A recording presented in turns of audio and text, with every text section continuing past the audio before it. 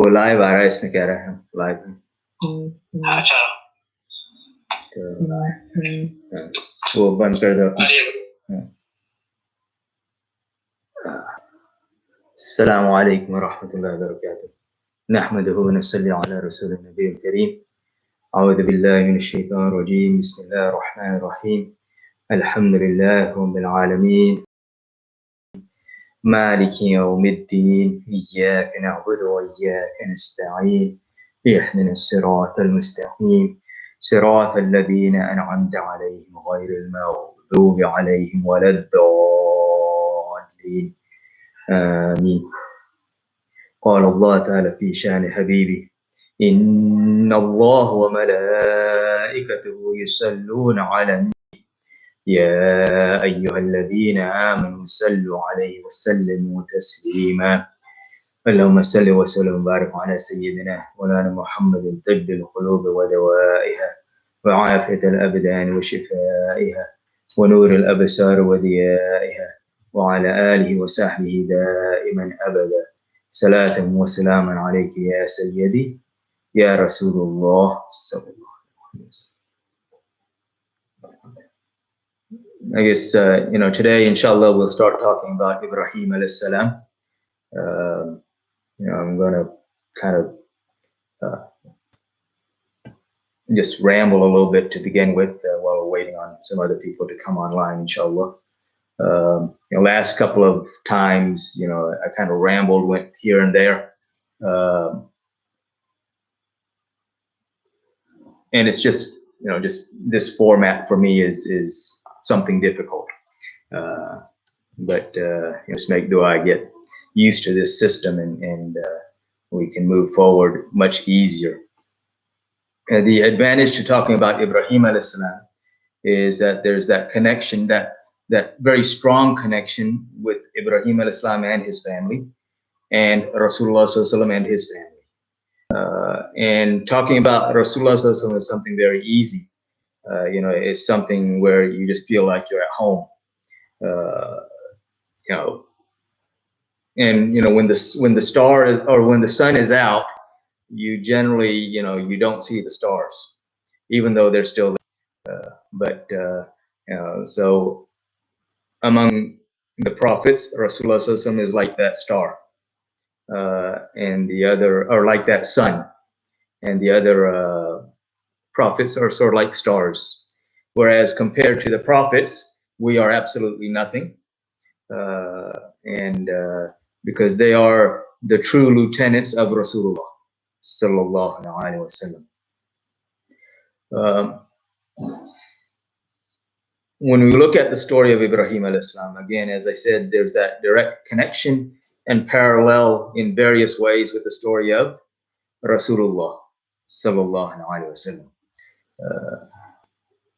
And of course, Ibrahim alayhi salam holds a special distinction among the prophets himself. He is Khalilullah, he is the friend of Allah.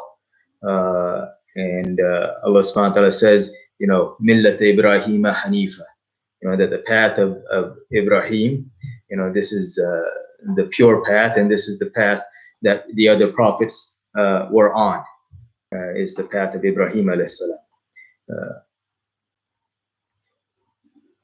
There are certain points that I'm going to make that are very important to understand right at the beginning. And I'll remake them as we go on. When we look, Ibrahim alayhi salam was born into an area where you have idol worship and star worship and celestial body worship. So people worshiping everything other than Allah subhanahu wa ta'ala. And prophets were sent to areas where they were needed. Allah subhanahu wa ta'ala didn't send a prophet to all the pious people, because they didn't, the need was there where you had the laws of Allah subhanahu wa ta'ala, the commands of Allah subhanahu wa ta'ala being broken. Just like, you don't send a police where there's no crime. The police go where the crime is so that they can take care of things. And, the prophets came, to inform the people of worshiping Allah subhanahu wa ta'ala. And as we've said, also to inform them of the coming of Rasulullah sallallahu alaihi wasallam. before Ibrahim alayhis salam was born, there was some events that occurred, and the king of the time was Nimrod in English. And Namrud was literally the king of the entire civilized world of his time. And so when these events happened, he consulted with his advisors and the soothsayers of the time, who told him that a boy or a child was to be born, or going to be born soon, who would overthrow and destroy his kingdom. And so, which is very similar to what happened with Musa alayhi salam. This knowledge that came to them, people don't, we hear these things, but we don't think, okay, well, where did they get this knowledge? So some of them attained the knowledge from the previous messages, like Nuh alayhi salam and so forth in this situation. And some of that knowledge was attained because we know that before Rasulullah's birth, the jinn were allowed to stack upon each other and listen to the conversation of the angels.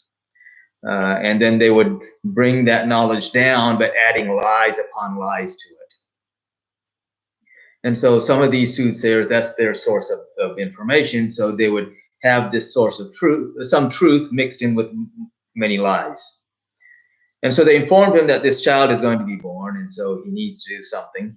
And so, of course, being a king who thinks that he's everything, he decides that, well, he gives an order that every male child that is born at that time is to be executed.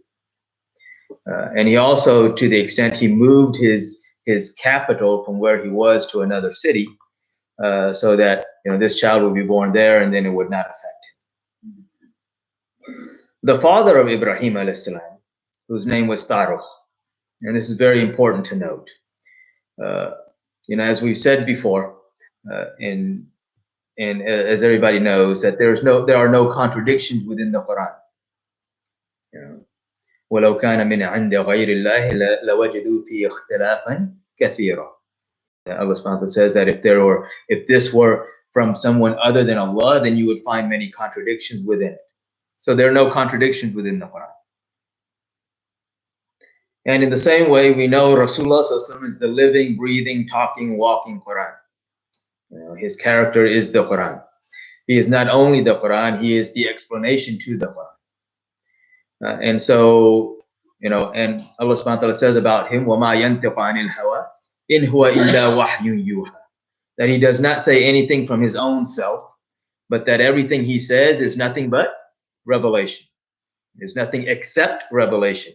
Meaning that nothing he can say is other than what Allah subhanahu wa ta'ala wants him to say. And not only what Allah subhanahu wa ta'ala wants him to say, but how he wants him to say it, where he wants him to say it, when he wants him to say it, every aspect of saying it. And not only wanting him to say, but how Allah subhanahu wa ta'ala loves for him to say it. And so we know from Rasulullah that he said what about himself? He said that, he was passed down through the generations from a pure loin to a pure womb until he came into the womb of his mother.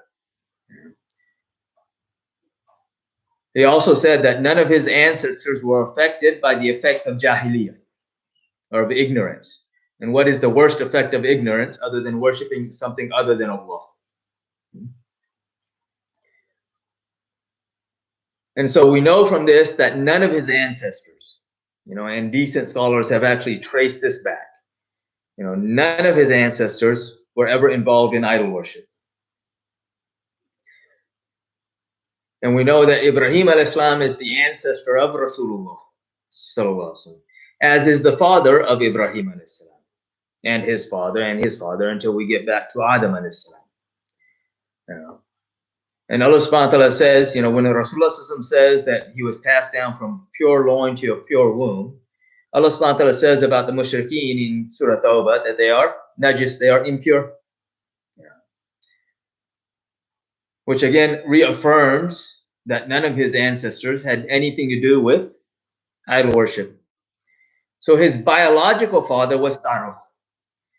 The man referred to in the Quran, whose name is Azar, and he's called Azar. His name is given in the Quran, Azar, who Ibrahim al-Islam refers to as Ab. Ab in Arabic, of course, usually is referred to as father, but it can also be used in the form of a paternal uncle, father's brother. It can also be used for someone who raised you.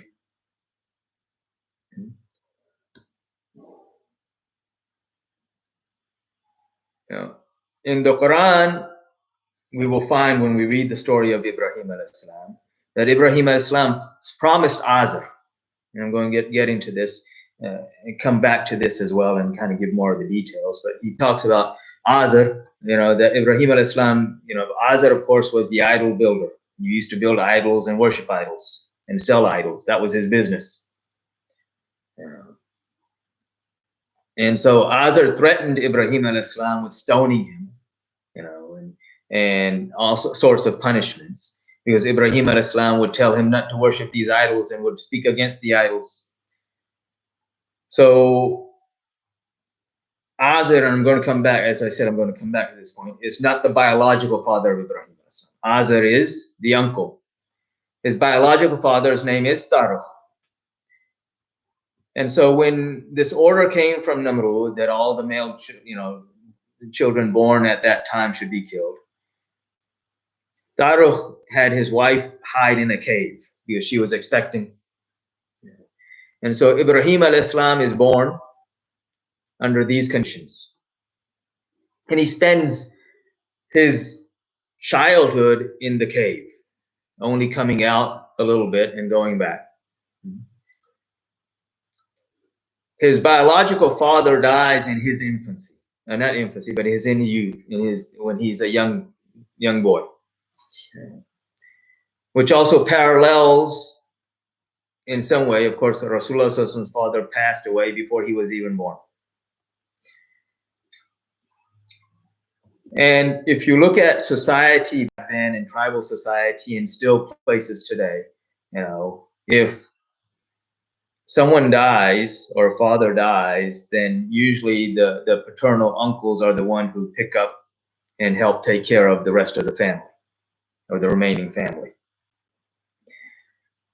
And so when Namrud moved his capital, and then, when he felt it was safe after several years, he brought it back. And this area that Ibrahim al-Islam is born in is in the southern part of modern day Iraq, around the Euphrates, which was eventually to become Babylon. The whole area would become Babylon. And so he brought his capital back. In the meantime, Ibrahim al-Islam is growing up in isolation. And then eventually he comes out.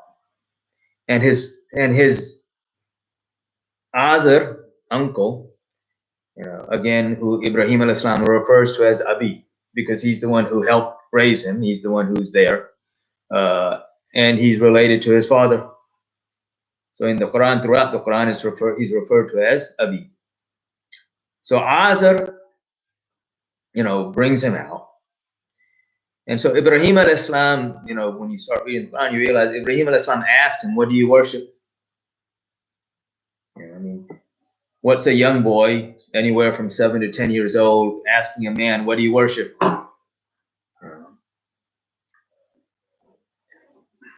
So Azar told him about the stars and about the gods. So Ibrahim al-Islam challenges this notion of worshiping something other than Allah. And there are many conversations, but when we read, he talks about, Ibrahim al-Islam, if you look at the methodology of Ibrahim al-Islam as to how he preached to the people, it was a combination of thought-provoking statements and sarcasm. And the sarcasm was such that it would actually provoke people to start thinking. And so Ibrahim al-Islam, he says one day, he says to them, it's nighttime. He's come out and it's nighttime. And he says that, they worship the stars. So he says, he sees the stars and he saw, this is my God. Not that he believes that, but again, he's trying to teach the point. Because unfortunately, there are people who have written, and you can kind of understand the ludicrous thought process here, who have written that Ibrahim alayhi salam committed shirk. Astaghfirullah. Uh, but Ibrahim alayhi salam, again, he's trying to teach the people. He says, this is my, this star. He says, this is my God. And of course, the stars set. So he says that I don't worship those things that set. And then the moon is there. So he says, oh, this is even bigger. So this is my God. And then the moon goes away, it sets. And then he says, well, if my Lord does not guide me, then I am truly lost. And then the sun comes out and he says, oh, this is even bigger than the others. This is great. This is my God. And then the sun sets and he says to his people, he says, I do not worship what you worship. And I do not worship those things which are futile. I worship the creator of all of this. And of course, it's interesting. You think about it, even today. If you look at society, then in that area, you had all of these mushrikeen, idol worshippers, but they didn't all worship the same idols. They had different idols. You look at Quraysh the same way. You look at certain places in the world, even today. You have a certain religion that's not really one religion. It's a conglomeration of different people worshiping different things, none of which are Allah. But then when someone comes, all these people are worshiping different things and they're getting along fine.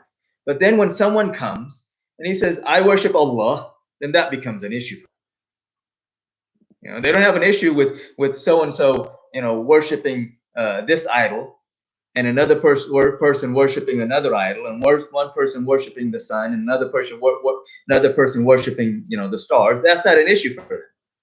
But when someone comes and says, La ilaha illallah, that there's no one worthy of worship but Allah, now that suddenly becomes the issue. So the same thing, at the time of Ibrahim alayhi salam, and we see this same thing even today. And so, he starts talking to them and trying to reason with them, saying, what are you doing? Why are you doing this? Why do you worship things that cannot harm you or benefit you? Why do you worship things, that can't do anything for you? Why do you make things with your own hands and then turn around and worship them? And so this process goes on, and Azar threatens him and says, if you don't stop, because this was Azar's livelihood, which is interesting. When Rasulullah, when he called the people, the first time he publicly called the people to Islam, when he goes on Safa, this is the third year after the revelation. He goes on Safa and he only called Banu Hashim and Banu Muttalib. So he calls these two clans, because that time tradition was, if anybody climbed on Safa, their tradition was that they would take their clothes off and jump up and down, and everybody knew, oh, he's got something important to say, so let's go running and listen to him. Of course, they also knew Rasulullah's character, and he was not like that. So when he went up there, they knew, oh, this is something very important. So they left everything they were doing. Abu Lahab was in the middle of a business transaction. He leaves that and he comes to listen. Rasulullah asked them, if I tell you that there's an army behind this mountain waiting to attack you, will you believe me? They said, of course, you are Sadiq al-Amin, you are the truthful and trustworthy. And why shouldn't we believe you? Then he said, then I tell you that if you say La ilaha illallah, then you will be successful. Tuflihu. And Abu Lahab said, you called us here for this? Astaghfirullah. Because his business was affected. So the same thing here with Azar. This is his livelihood. This is his business. He sells his gods. And so now Ibrahim alayhi salam talking against their gods is a major issue. So he keeps doing this, with only a few people that accept him, and not very many. And at one point, what happens is that they're going to have this huge festival on the outskirts of the city. and they want Ibrahim. Everybody's supposed to go, and and Azar, starts taking Ibrahim alayhi salam, and Ibrahim alayhi salam, as they're walking, his foot, Ibrahim alayhi salam's foot's a little sore, and he looks up at the stars and he says, "Oh, I'm sick. I need to go back." And he told them before, he said, "You do this, and I'm going to destroy these idols of yours." When Ibrahim alayhi salam says, "I'm sick," of course, sick can be many meanings. I'm sick of you people. I'm going back. So he goes, and they're all at their festival. And so Ibrahim alayhi salam comes. He takes an axe or a huge hammer, and he smashes the idols. And of course, they also have presentations or offerings of food to the idols. And Ibrahim alayhi salam, he takes the food and he's telling the idol, "Why don't you eat this? Why can't you eat this? What good are you?" As he's destroying them. But he leaves one, the biggest one. He leaves that one, and he places the hammer in the arms of that big one, and then he leaves. Of course, the people come back and they said, "Who's done this? What has happened? How could anybody do this to our gods?" And some of them say, "It must have been that boy. He's the only one who speaks against these idols. It must have been that boy. So let's go and get him." So they go and they bring him back, and they basically have a trial right there, and they ask him, "Did you do this?" So he says, "Why are you asking me? Ask the big one. Maybe he did it. He's the one who's got the hammer. I mean, maybe he did it." And they all look at him and say, "What are you talking about? He can't tell us." So Ibrahim alayhi salam, he says, then why do you worship something that can't benefit or harm you? Can't even tell you anything. And if you read in the Quran, Allah subhanahu wa ta'ala says, and they started to think. They started to think, okay, wow, maybe he's right. And again, this is Ibrahim alayhi salam's style, preaching, that sarcasm, with thought-provoking words. So they started to think, and then a few of them, one or two of them yells out, "Let's kill him." And that mob mentality sets in. Everybody thinks, "Oh, I'm a self-thinker. I think for myself." It's very few people think for themselves. The only people that think for themselves are the ones who are the slaves of Allah and His Messenger, sallallahu alaihi wasallam. And they don't think for themselves either, because they don't need to. But they are independent because Allah subhanahu wa ta'ala has made them free, truly free. Everybody else, you have one person dictating everything, and everybody else gets it in their head that, "Oh, I'm the one who thought of this." That's not how it works. You look at the psychology of people, and free thinking is non-existent in society now. And so they say, "Oh, let's kill him." Don't think. Let's just kill him, because thinking's too hard. So they of course, the mob grabs him, they tie him up, they say, "Well, how do we kill him? So let's make a big fire." So they get all this wood and everything, and they start forming the fire. And it took them, this wasn't a quick process. This was a long, drawn out process. Because they wanted to kill him right. He had destroyed their idols, their gods. So they wanted to make sure they killed him right. So, in their minds, the punishment should fit the crime. So they're getting all of this ready. They got it all ready. They got the flames burning, and, just massive fire, to the extent that it's so hot that it was said that even the birds wouldn't fly over it. And just huge area of land that they piled all this extra wood in, and they're burning it. And now the question is, of course, well, how do you throw them in? So, of course, well, you can't go close to it because it's too hot. So they put him in a catapult, and they're going to catapult him in, from a distance. And so they tie him up, they put him in that, and now, they're getting ready to throw him in. And of course, the angels in the heavens are in an uproar.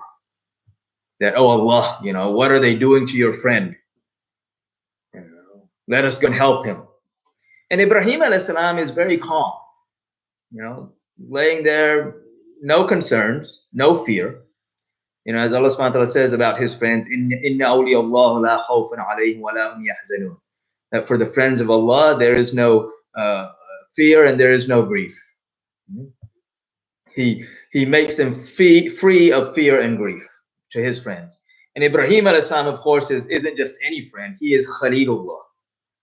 And he is not only, he's not just a wali Allah, he is a Nabi and he is Khalilullah. So of course, there's no fear at all. But the other thing is, though, Ibrahim alayhi salam isn't even saying anything. It's not like he's saying, oh Allah, help me. There's nothing. He's just there. And this is where we start to understand the maqam of Ibrahim alayhi salam. Now, Jibreel alayhi salam and all the angels are in uproar, and they're asking Allah, what are you going to do? Aren't you going to help your friend?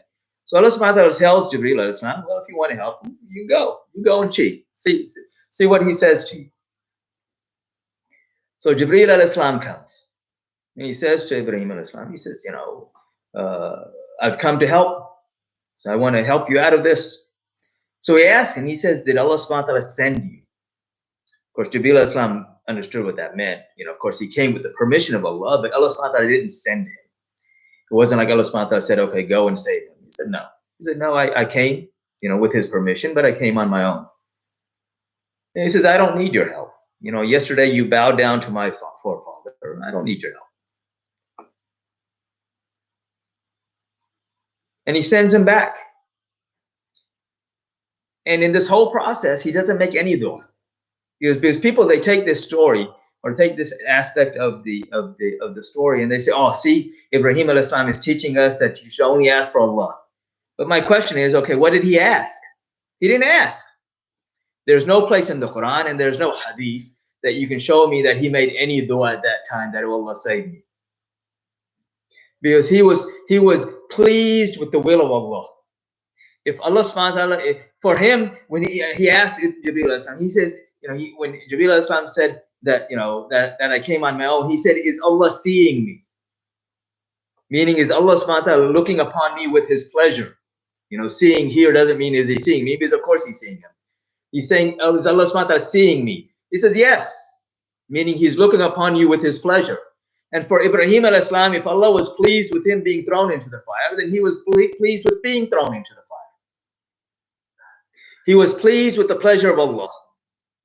This is the maqam of Ibrahim alayhi salam. That whatever pleases Allah, pleases him. Irregardless of what happens to himself. He has annihilated himself for the pleasure of Allah. And so, I'm going to draw the analogy before we talk about him getting thrown in. We look at the family or the household of Rasulullah, and we see this same exact character. They were all pleased with the pleasure of Allah.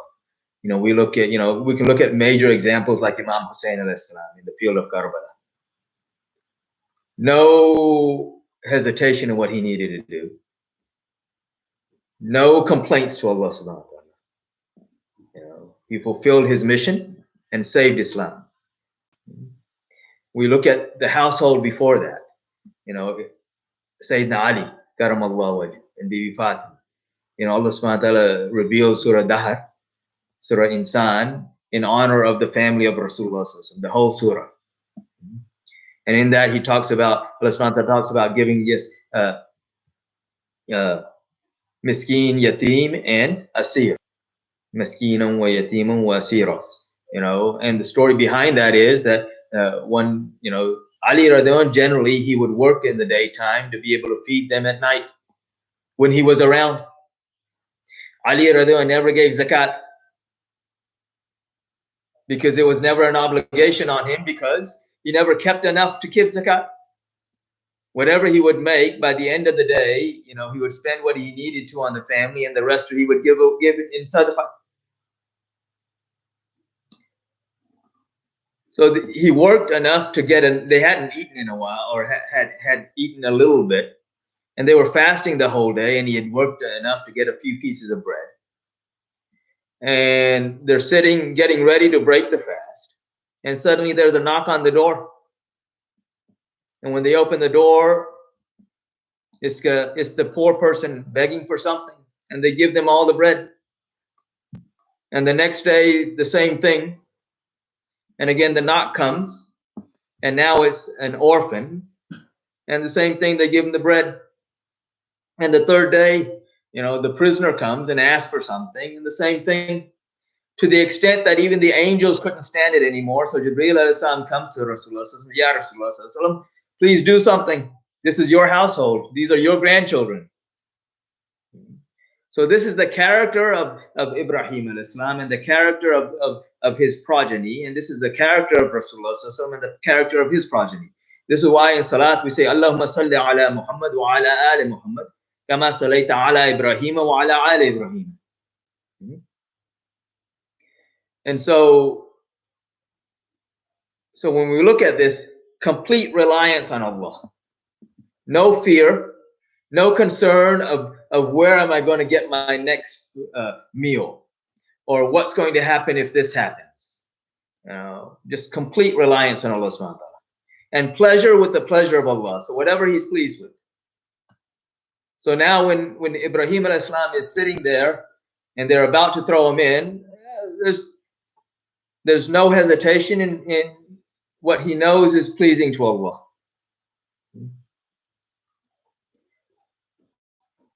I'm going to end here, inshallah. We will continue from here tomorrow. Of course, tomorrow night might be the first night of Ramadan. And of course, under this so-called lockdown, which is not a lockdown. It's only a lockdown for religious places. They're opening up the gyms so everybody can exchange their sweat. But they're saying that the religious places need to be closed. Of course, Taraweeh, if tomorrow night is the first night of Ramadan, of course, Taraweeh should start. And since we can't go to the masjid, everybody needs to make it in their own houses. And it doesn't matter, even if you don't know any surah, if you know Surah Fatiha, just recite Surah Fatiha, and your salat is still accepted. You fulfill the obligations of the salat. That's all you have to do. And if you can recite, if you know other surahs, then recite what you know. Of course, Alam Tara is an easy thing to do. The last 10 surahs from Alam Tara to Nas, and just repeat it. Do it twice, and you got 20 rakat. Easy to remember. You finish your Taraweeh in 20 minutes. But inshallah, things will start to open up at some point. After they open up all the places of fitna, then maybe they'll start opening up or allowing the other places to be open as well. But the couple of things, couple of questions that I'm going to leave everybody with, that inshallah, I'm going to try to get to tomorrow, depending on how far I get along the way. One is, when we read the story of Ibrahim alayhi salam, we will see an area where, or a point at which Ibrahim alayhi salam asked Allah subhanahu wa ta'ala to show him how he gives life after death. We also see Uzair alayhi salam questioning how, in the same verse, or in the later verses of Surah Baqarah, this is in Surah Baqarah, Surah 16, verse number 160, and then the next verse is where Uzair alayhi salam questions how Allah subhanahu wa ta'ala will give life to a dead city. And then we see also where Musa alayhi salam is asking Allah subhanahu wa ta'ala, please show me yourself. So you have all of these great prophets asking Allah subhanahu wa ta'ala, please show me this, or show me that, or show me yourself. Yet we don't find any place where Rasulullah sallallahu alaihi wasallam asked Allah subhanahu wa ta'ala, please show me this. He does ask Allah subhanahu wa ta'ala for his ummah. But we don't see Rasulullah sallallahu alaihi wasallam asking, well, how do you give life, or how do you give death? Or show me yourself, or anything else. So that's why not? I've actually talked about what the actual answer to this is before, in the earlier sessions. The other question is, we see, like in the story of Musa alayhi salam, and even in other prophets, where the followers of that prophet, I'm not talking about the people that oppose the prophets, but the followers of that prophet said to the prophet that show us Allah or we won't believe in you. Yeah. And we see that, especially in the case of Musa al-Islam. But we don't find that anywhere with the companions of Rasulullah sallallahu alaihi wasallam. So why not? So, normally people ask me questions, so now I'm asking everybody else questions. So think about these two questions, and people actually know the answer to them, whether they know that they know the answer or not. But I've actually, talked about this in a different way before. So think about that. We will continue with the story of Ibrahim al-Islam tomorrow again, and then we're going to modify the scheduling for Ramadan somewhat, and we'll talk about that tomorrow, inshallah. So, Allahumma salli ala Sayyidina wa Muhammad wa ala ali Sayyidina Muhammad wa ala ali. Ya Allah, guide us through the straight path and fill our hearts with your love and the love of your beloved Prophet Muhammad sallallahu alaihi wasallam, his family, his companions, and all of those whom they love. Give us the death of a martyr. And raise us up in a condition where you're pleased with us and we are pleased with you, and protect us and our families and the whole ummah of Rasulullah from the fitna of Dajjal and which is the fitna of this time, and allow us to go back to our masajid. Unfortunately, we neglected your places of worship before this, and now we are missing them. So allow us to go back to them, and allow us to understand the significance of these places. وصلى الله تعالى على خير خلقه محمد وآله وصحبه أجمعين برحمتك يا أرحم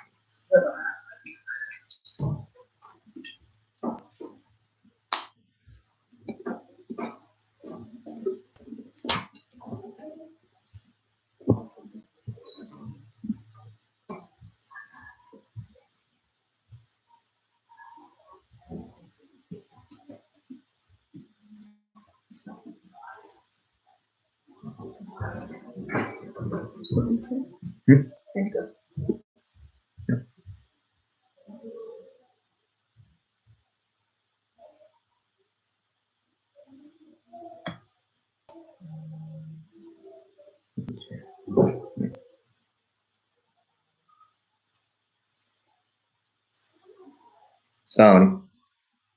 Connecting. कितनी चार आज? ये दफे यही हुआ. क्या time ज़्यादा हुआ?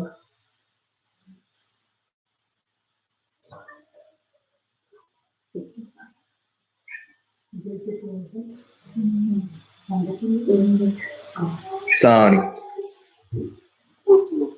क्या बयान है? नहीं, end कर दिया हमने. Are you sure you want to end your stream? Yeah, end कर? Yeah,